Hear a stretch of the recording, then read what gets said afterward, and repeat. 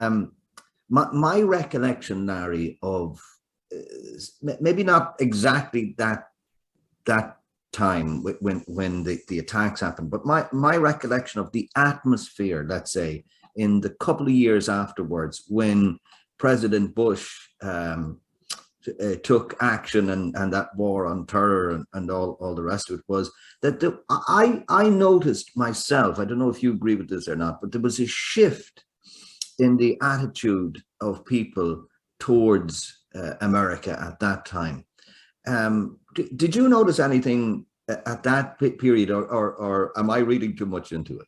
No, no, I don't think you are. I think there was a significant shift. I think there was a sense, and again, if we sensed it here, you can only imagine what it was like in other parts of the world that aren't so favorably disposed to the United States. But I think there absolutely was, and I think it was this idea that the world was in America's corner after this horrendous tragedy, and that America squandered that and squandered whatever moral authority it had in the world because of the actions of George W. Bush. And I don't just think it was the actions themselves.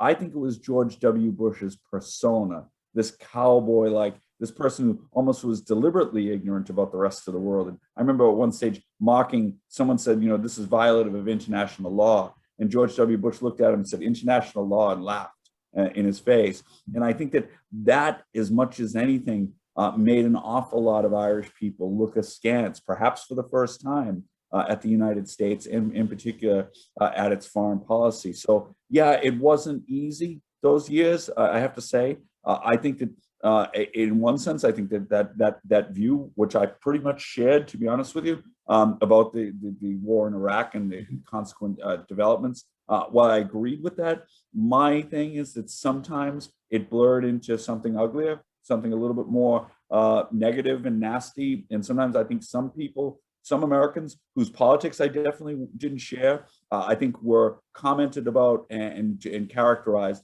really unfairly at what was a difficult time. Yeah, could you expand on that a small bit? Because I agree with you, but I'd like to hear more about that, because I do think there was that development, Larry, and it was unhealthy for the relationship between Ireland and America at that time.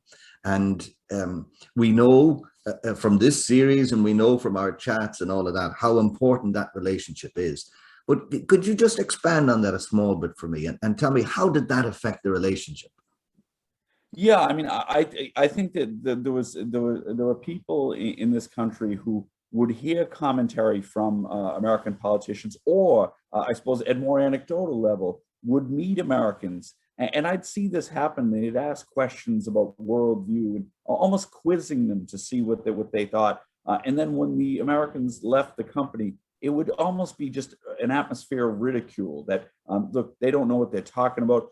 Most of them don't have passports. You know, all of this real negativity that I thought was really, really unfortunate, but it was palpable in the air. And I think it was very much attributable to what I think a lot of Irish people thought was a terribly misguided war in Iraq, and the whole weapons of mass destruction lie and everything else that was there. But certainly that fueled some negativity about the United States that might have bubbled under the surface, but I think it engendered some new negativity. In particular, one of the things that saddened me was working in university was a lot of young people who unfortunately were instilled and inculcated that kind of sentiment, which I thought was really unfair. And one interesting point is, on more than one occasion in those years after September 11th, me meeting my friends' parents, especially friends' parents from Connemara, who went home and would come to me and say, why do they hate us? Why do they say such negative things about us?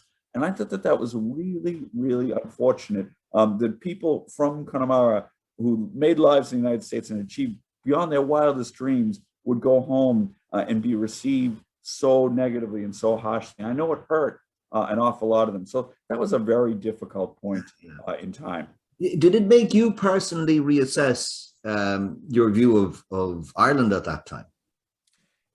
In a way, it did. You said something a few minutes ago that I think is instructive. You know, you could be forgiven. You know, in my growing up when I did and where I did, you could be forgiven for thinking that every Irish person wants to live in Boston. You could be forgiven for thinking that. What that period made me reevaluate was that an awful lot of people didn't want to live anywhere near Boston, didn't want to go anywhere near the United States, and thought that a lot of the values that we Americans are fond of trumpeting, et cetera, that they think that these are all sort of a sham. And it made me critically, really, and again, I tried to take both sides and look at it from their point of view. And it definitely made me reevaluate some of the assumptions that I had always had, and some of the civic religion that we Americans are taught to kind of parrot unthinkingly.